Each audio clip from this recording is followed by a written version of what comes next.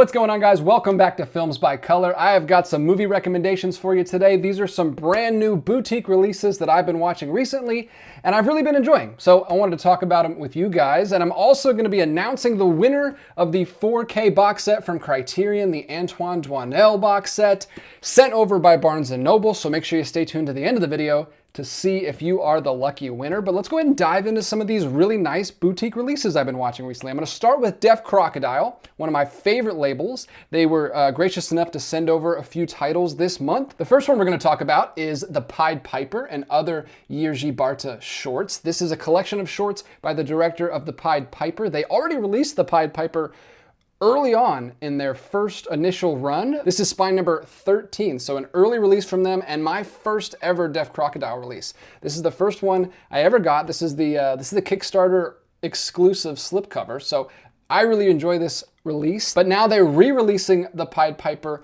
with a bunch more shorts from Jiří Barta and a bunch of other supplements as well. This is a fantastic release. If you missed the original, this is one of the more popular releases from them, I think. And if you missed that one, now you have a second chance. And this is even better than the first time. There's a lot more content, a lot more supplements on this release. And we'll get into that in just a minute. I'll quickly talk about the movies. You've probably heard of Pied Piper. I've done a video on that one before.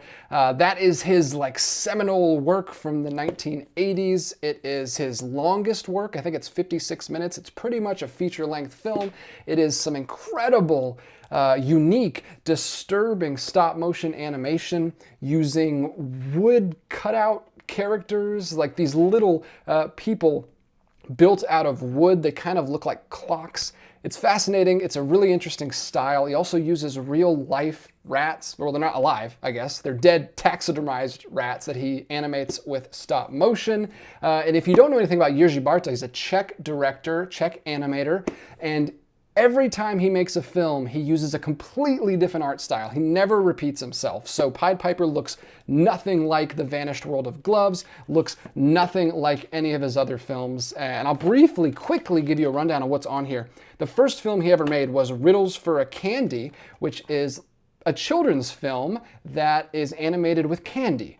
Again, completely different art style. His second one is called Disc Jockey, and it's mostly like 2D art style. There is some very simple, subtle animations, but it is a really fun day in the life of a DJ as he is just going to work. It kind of highlights just the mundane nature of day-to-day drudgery with the form of a circle just used throughout the entire short. So it starts with the sun coming up, and then it turns into his alarm clock, and then it turns into his plate, and then it turns into the eggs on the plate, and then the wheels as he drives to work, and then it eventually turns into the records that he's spinning. It's actually really creative for how short it is. It's only 10 minutes, but it's very enjoyable. His third film is called The Design, and it is incorporates some live action for the first time. It's from the point of view of an architect. He's looking at the plans for an apartment. It's got some really cool commentary on how the modern way of life just strips all of our individuality out and we all are just packed into these apartments. He's got these little paper cutouts of people and he's slowly placing each family into one of the rooms of the apartment. And as he's placing them, he starts snipping away some of their uniqueness. So there's one of the families has a goat and he snips off the horns and it turns into a dog, and one of the families has some bigger furniture and he snips it away to make it fit. And then after he gets everybody in, he rolls over the paper and starts rolling out all the wrinkles, and then when he pulls it back, everybody is just gray and uniform, and it's really, really interesting. He made all these shorts in the 70s and 80s when Czechoslovakia was still under the Soviet occupation, so you can see a lot of that coming out in his art. These were all state-funded films, so the directors and artists had to get really creative with how they showed these themes because they were being paid for and, monitored by the state. So I really like this period of Eastern European cinema because they're all very creative and very allegorical, and they push towards a lot of older folk tales and folklore to tell their stories. And Jiří Barta, as you can see, The Pied Piper, better translated the rat catcher in the original language. He kind of pulls it out of its fairy tale origins and pushes it more towards just this really dark, cautionary tale that goes way further than the original fairy tale. The other three on here are A Ballad About Green Wood, The Last Theft, and The Club of the Laid Off. So you're getting tons of bang for your buck for this release. I think it's just a standard price release too. Basically, the first disc in here, disc 1, is going to be your same disc that you had in the original. It's the Pied Piper. There's a commentary on there. There's a video essay, I believe. And then the second disc is going to have all of the rest of the shorts, which I can't recommend enough. I love Czech directors. I love Czech animators specifically, and this is one of the best. He's one of the greats. If you haven't seen Pied Piper, check it out. And then it also comes, of course, with their new and improved big old booklets in here. And this does have not only the original essay from Irina Kavarova, which was in the original release, but it also has 2 more essays by Jonathan Owen and Walter Shaw. Boom, right there, you've got a bunch of stuff. And interestingly, if you missed that original release, in the back, what they did is really cool. They included the original artwork that was done for that original release. So you've got all 3 bits of artwork. You've also got the Kickstarter exclusive slipcover, so if you missed that, you got the whole thing, everything, all the art that was done for this and all the writing that was done for this in one nice little package here. And the special features on this release are, I think, one of the best offerings that Deaf Crocodile has ever done. You got 2 different interviews with the director that Dennis Bartok did on this disc. You've also got an audio commentary for the Pied Piper by Irina Kovarova and Peter Hames, who is a scholar that knows everything about Czech cinema, especially the Czech New Wave. He has a book about the Czech New Wave. I love reading his stuff. I love listening to him. They have a commentary on Pied Piper, and then they also came back for this release, the both of them, and did a discussion about all of the short films, and that's put together on a video essay on this disc. And I think the art that Beth Morris did for this release is amazing. I absolutely love this release. One of my favorite releases that they've done up to this point. This is spine number 42. They've done a lot. If you're still not on the Deaf Crocodile bandwagon, this is a must buy. At least get this one. You don't have to get all of them like me, but I highly recommend that release. That is, I think, like a quintessential Deaf Crocodile release. Shows exactly what the label is capable of. And our second release here from Deaf Crocodile is another incredible film. This one caught me completely off guard. I had no idea what to expect going into this. This was a complete blind watch. And I'm so glad I watched it because I absolutely loved it. The Devil's Bride. It's a Lithuanian film by director Arūnas Zebriūnas. It's based on a novel, and apparently the novel is a little bit more serious, but this takes it in a very over-the-top, outrageous way, and it tells the story through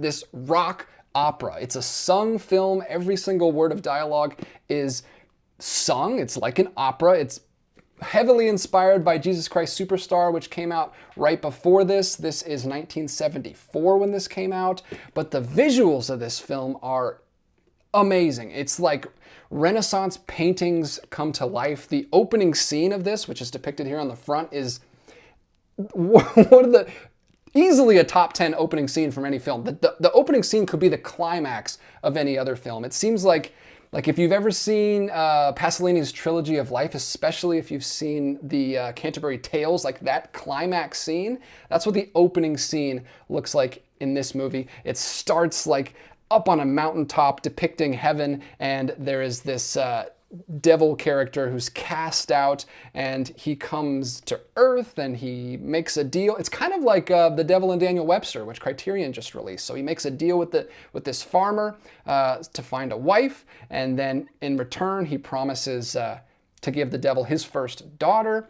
And it's just this classic, I mean, it's a tale as old as time. It's a deal with the devil story, and of course then he changes his mind, and there's this kind of, it's just like an epic good versus evil, but the trappings of it, the visuals of it, the music is so good.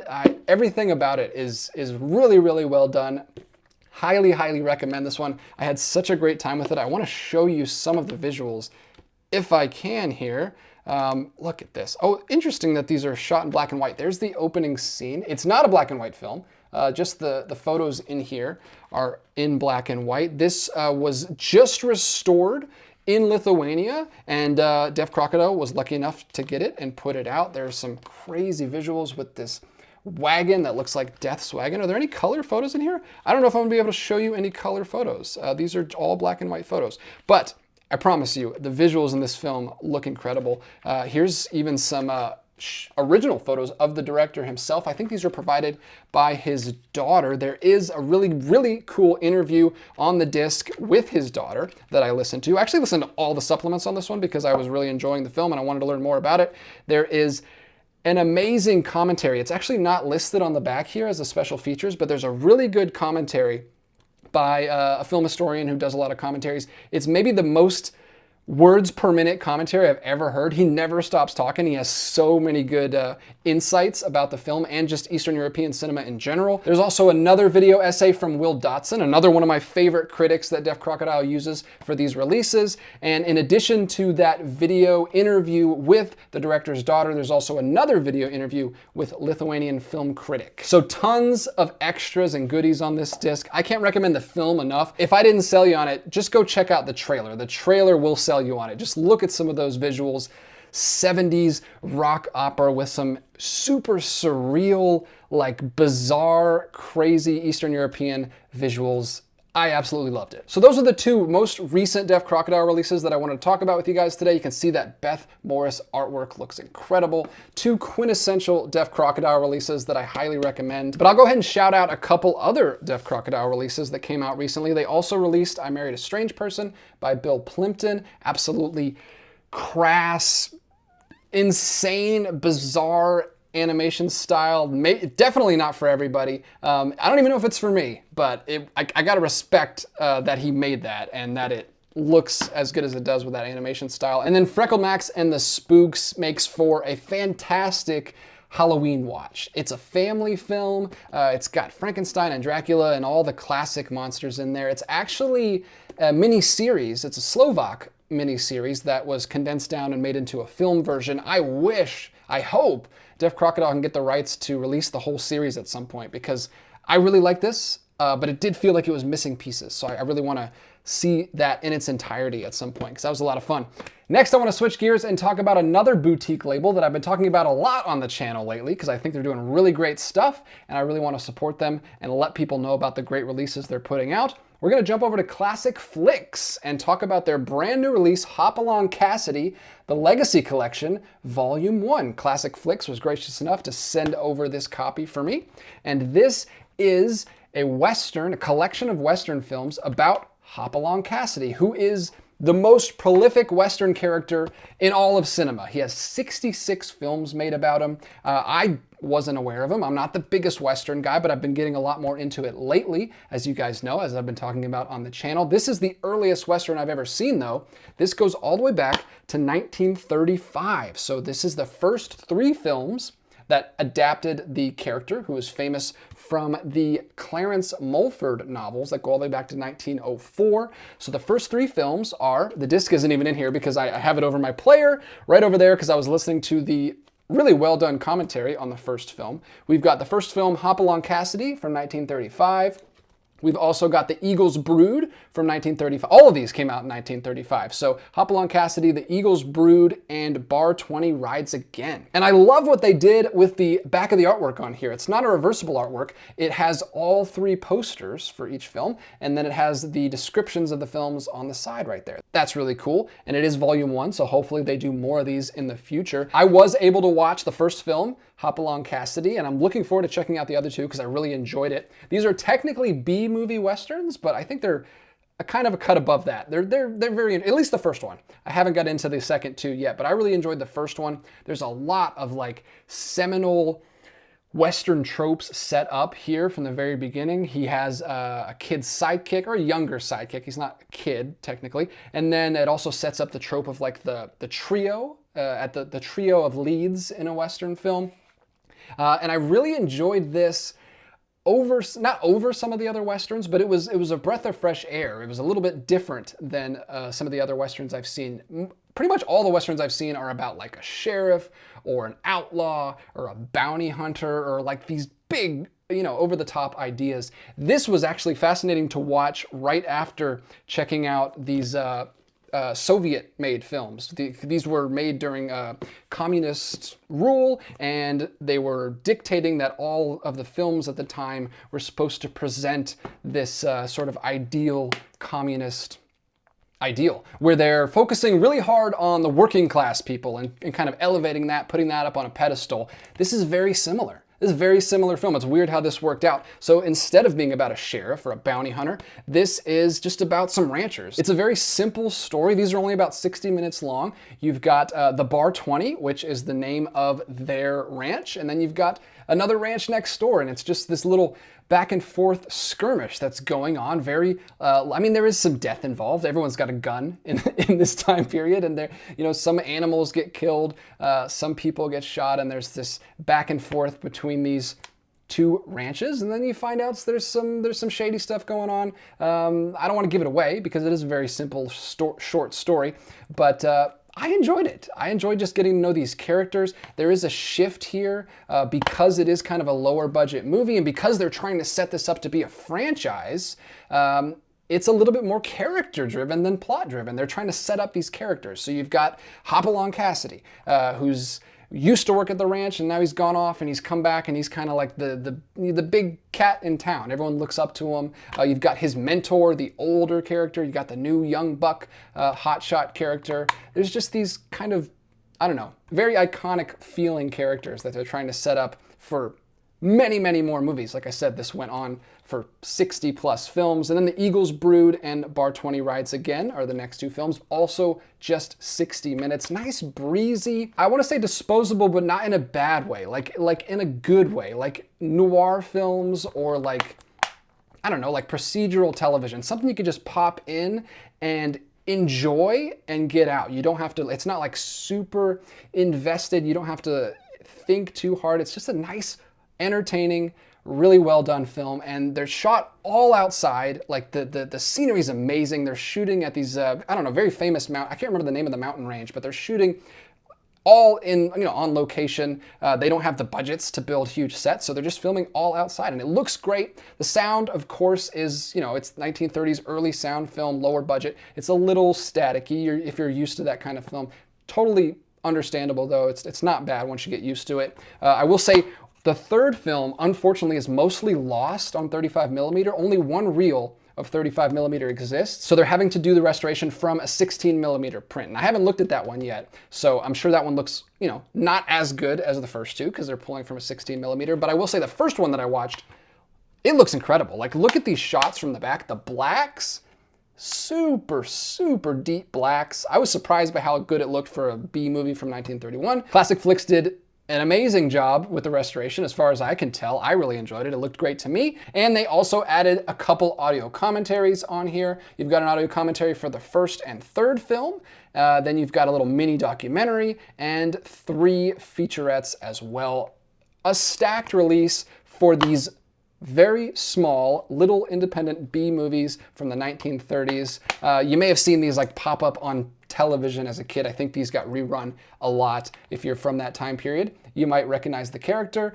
I was happy to be introduced to him. I quite enjoyed this. Thank you so much, Classic Flicks, for not only putting that out, but sending me a copy. If that sounds interesting to you at all, you can go to classicflix.com and get yourself a copy. They're using the Scanavo cases now, just like Criterion. So if you love that look, that boutique look, go ahead and order from Classic Flicks if any of the titles appeal to you. I had a great month watching through some of these films. These are all boutique releases. Basically, all I'm doing these days is catching up on boutique releases. There's too many boutique labels to keep track of, but I'm doing the best I can. I hope you enjoyed me talking about those releases for a little bit. Now, I will go ahead and announce the winner of the Antoine Doinel 4K box set. This is easily the best giveaway I've ever done here on the channel. We've been doing a lot of giveaways lately, but this is a 5-film box set from Criterion. We had 208 entries. This was a smaller video. This video didn't do as well, so you had a better chance of winning this one.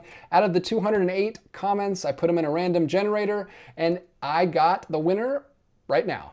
I don't know why I said it that way, but the winner is David Hollingsworth 4665. 5. So thank you so much for entering, David. Congratulations on winning the box set. Just shoot me a message over on Instagram at Films by Color. Give me your address there and I will get this shipped out to you as soon as possible, and I'll make sure to bubble wrap it and put it in a box so it doesn't get any damage. That's all for today, folks. That's the entire video. I just wanted to share some recommendations from stuff that I've really been enjoying lately and take care of that giveaway. Thank you so much for watching. I will be back with more recommendation videos soon. I'll talk to you in the comments down below. As always, let me know what you've been watching lately.